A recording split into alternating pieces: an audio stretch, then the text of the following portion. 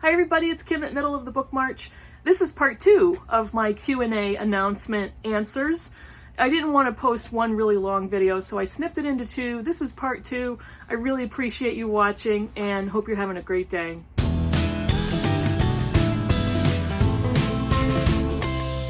Let's see, Margaret Bernard. How about, what is your earliest or favorite memory of reading with school? School was a safe haven for me, and I'm not going to go into a lot of background or history, but I loved when the teachers had their own little classroom libraries. I would spend so much time in the corner on the rug, and from what I remember, most teachers encouraged that. And the other thing that made me so joyful were the Scholastic book order. When Scholastic book orders came up once or twice a year, I think, I was beyond happy and begged my mother to buy books from the Scholastic book order. The day that they came in, I always had a stack, and my teachers would laugh because they knew I would have at least 6 to 8 books that I had ordered, and it made me so happy. She also asked, do socks have feelings? I hope not, because mine would feel so put out and abused at this point. Let's see. Hester Dunlop. Hi Kim, congratulations. Love your channel. Your love of books is infectious. I hope so. If you could be a character in a book, which book and who without changing the story? It's also allowed to be a minor character. I don't know. I thought about this question and I really don't know. Some of my favorite books, I would never want to go back to that time period. I would never want to live in Victorian England or in France in the 1700s. I don't know. I don't think I would go back to a book. Yeah, I don't think I would. I'm sorry about that answer, but I can't think of any. Nope, I can't think of anything. Let's see. No, I don't think I can think of anything. So I'm sorry for that, but I don't have an answer for you. Orange Squirrel Girl, happy anniversary. If you could go back and give yourself advice when you started out, what would that be? Oh, this is a good one. The best advice is advice that I was given. Do what you want. Do your own thing. Don't copy what any other booktuber is doing. Don't feel like you have to do tags, book hauls. Don't feel like you have to post on the same day that everybody else is. Don't think you have to read everything because you recognize it on Booktube. And I think that's the most valuable thing.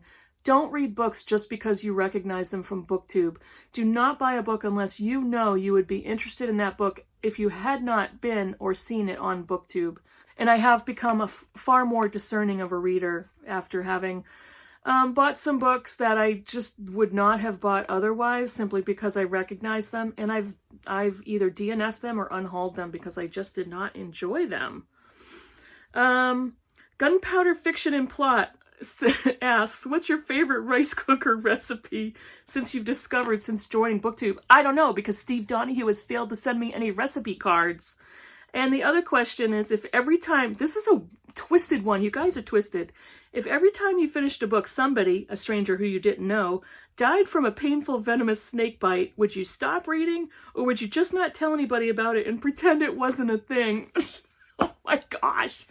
I can't do it. I would stop reading. I could stop reading books, but I could read newspapers, magazines, cereal labels, postcards, but I wouldn't be able to do it knowing that even a stranger would die if I read a book. I can't do it, I tell ya. Let's see, Courtney Ferreter, happy Booktube anniversary. What have been your best and worst Booktube suggested reads? One of my favorites was The Fifth Season by N.K. Jemisin. I never ever would have discovered this on my own. And this is the first in the Broken Earth trilogy, of which I loved. I love this book, and I think I saw this on Kendra Winchester's channel for the first time, and absolutely love it. Another one that I loved is Quartet in Autumn by Barbara Pym. I saw this on Sean the Bookmaniac's channel, and have since read another Barbara Pym, Excellent Women, which I really enjoyed, and own a few others because eventually I will read all of her novels. And the other one is Tin Man by Sarah Winman. I saw this on Booktube. I don't remember whose channel. I went to the library and I checked out this, not this actual book, but this version with the sunflower. And come on, gold, there's the gold foil. You guys, you know what a sucker I am. And I thought this is such a gorgeous book. Checked it out from the library because I didn't know how I was going to like it. I loved it. And I was tempted to hold on to the library copy and tell them I lost it so I could keep it. But I returned it and I bought my own copy. So that was a really good Booktube recommendation. My least favorites, Three Women by Lisa Taddeo. I'm not going to say anything more about that. I believe it's trash. Ghost Wall by Sarah Moss. Everybody loved this book. Everybody on Booktube thought it was spectacular. I thought it was stupid. it was an interesting premise, but it's a very short book, and the ending, I'm like, that was stupid. What? It's like she ended it in the middle of a sentence. That was how the ending was. And the ending was so unbelievable, and it was so disappointing. Oh, I think that's it. I'm not going to rant about any other books. Berna at Berna's Bookish Adventures says, happy anniversary. What was your favorite classic before joining Booktube? Not asking after Booktube because I guess we know it. My favorite classic before joining Booktube, possibly Nathaniel Hawthorne's The Scarlet Letter. I do like a lot of American classic authors. I can't think of any off the top of my head, so I'm going to stick with Nathaniel Hawthorne. I love modern classics, so John Steinbeck's East of Eden, I absolutely adore that book. Really interesting. I think that's all I'm going to say. There's probably plenty others. I'd have to look at my bookshelf, and I didn't even prepare for this question. Sorry, Berna. I'm going to stick with The Scarlet Letter and East of Eden. Rachel Hinkle says, great channel, I love your videos, thank you. Does your family like to read also? My daughter is a voracious reader. She's been on my channel a couple of times, Clara. Absolutely loves to read. She reads a lot online. She actually writes poetry and fan fiction, so she does a lot of that.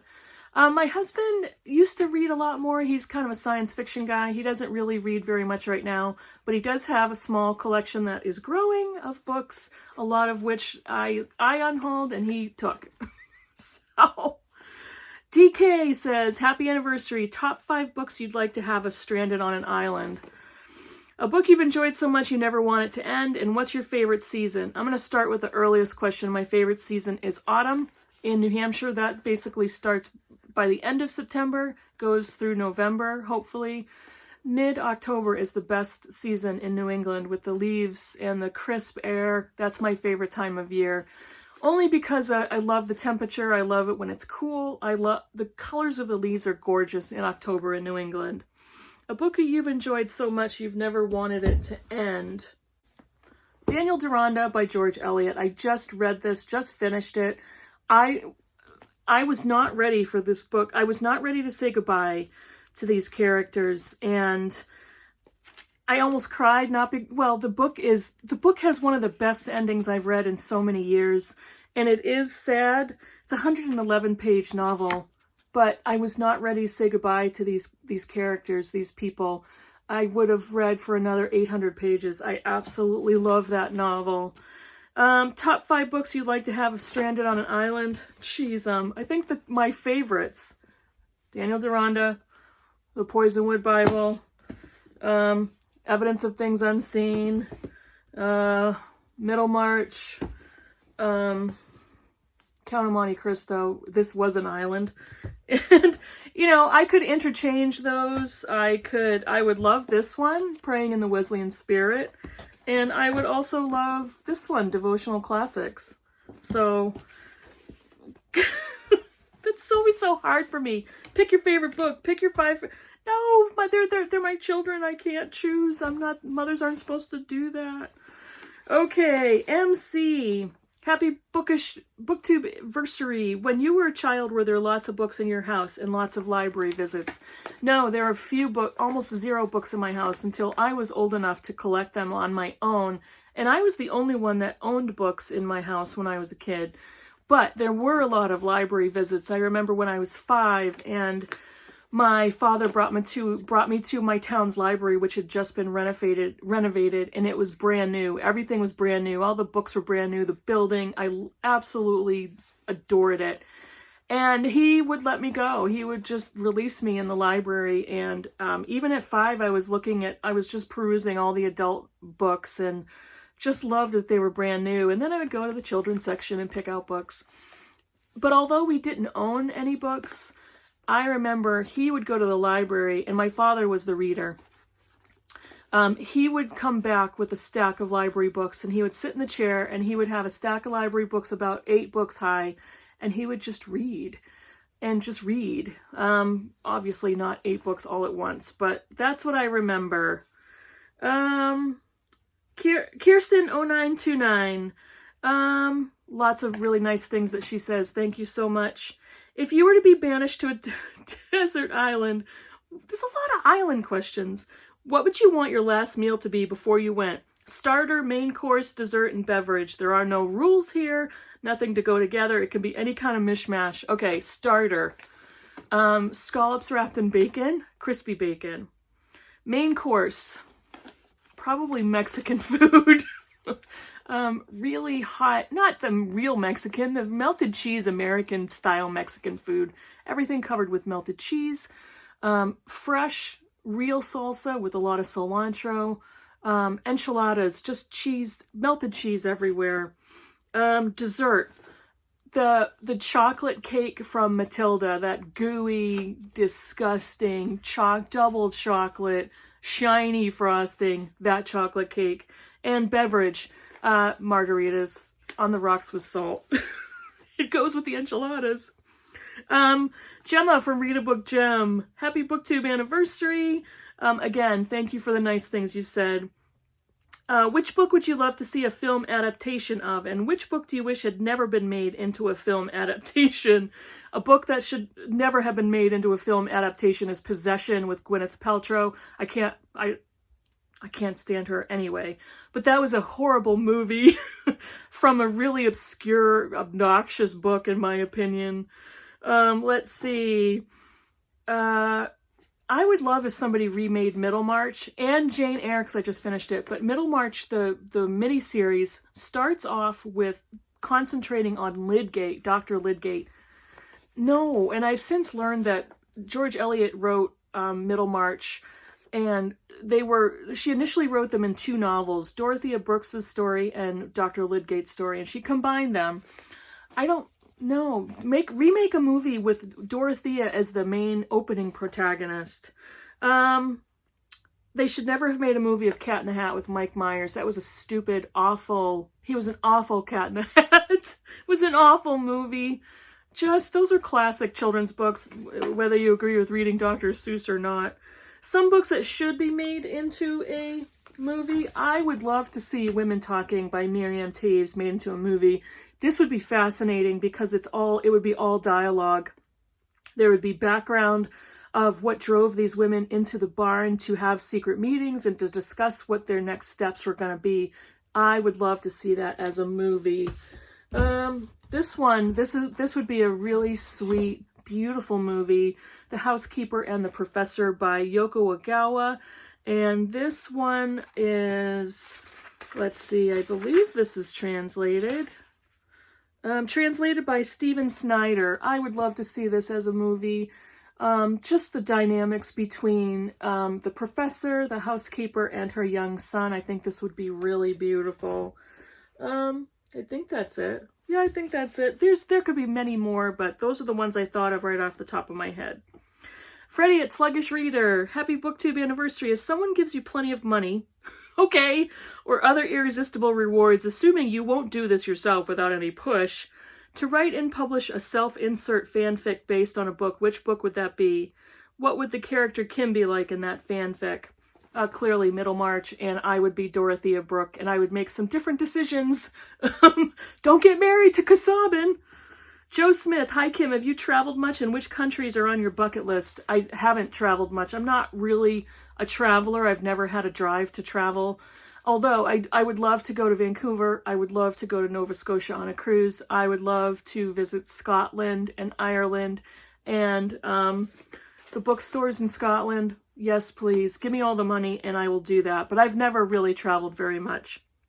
Let's see. Alan Braswell. One of the most famous persons to come from New Hampshire is Nancy Scripps Loeb. Is the Manchester Union leader still a bastion of conservatism? Yes. Who wrote the book of Hebrews? It nobody knows, but it is clearly ascribed to the Apostle Paul. It could have been a woman, and it could have been Priscilla, and it could have been any number of female apostles. We'll never know. And is the seminary you attend pre-mill, post-mill, A-mill, or pan-mill? It is pre-mill, fundamentalist conservative seminary. I was a progressive Christian attending. I didn't have to attend in person, but I got the best out of it, learning, getting deeper into theological disciplines, spiritual formation, and the Bible. So yes, pre-mill. Noelle at Bookrook. You're the Bookrook now. Bookrook. Hi, Noelle. If you had to pick only one genre to read, what would it be? Overwhelmingly, my bookshelves are lined with fiction, and they are primarily what we all refer to with an eye roll as literary fiction. So I would say fiction, but I'm taking a cop-out because that could be anything. That could be anything. I think I have read every question. I'm looking through my papers. This video is almost 40 minutes long, so I will probably slice it in two, and if you're watching this is the second half, so thanks for watching. I do have two other late questions. Amelia Reeds, who I did a buddy read with for Little Constructions. She sent me a late question. Who have you met because of Booktube? Who have you become friends with? How many Booktubers are you now friends with or subscribers based on buddy reads or having conversations? Have you gotten to meet anybody in person? This has been what I adore about Booktube, is the number of people who I now call my friends. So many wonderful people that I talk to regularly on Voxer about just life stuff, not just books. Talk about all kinds of things. When Karen Evans' dog died, I left her a Voxer of me just crying.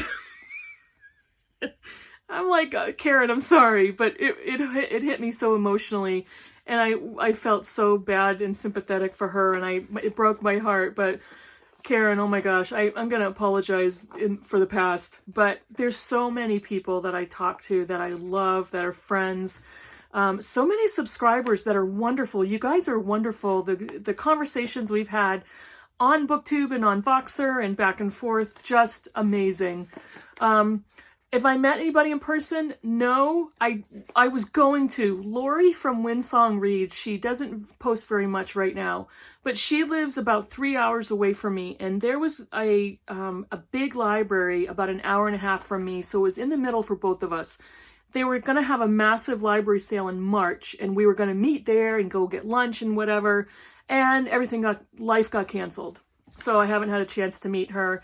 There's another New Hampshire booktuber who lives fairly close that we could probably meet up, Samantha from Paper Not Books. And Heidi from My Reading Life is probably about 3 hours from me. But the closest, believe it or not, is Steve Donahue. And, once life isn't canceled anymore, I'm going to show up at the Brattle Bookshop, and I'm just going to wait. And I'm just going to wait, and I'm going to wait and wait. And I'm going to hover around the outside book sale lot, and I will find him.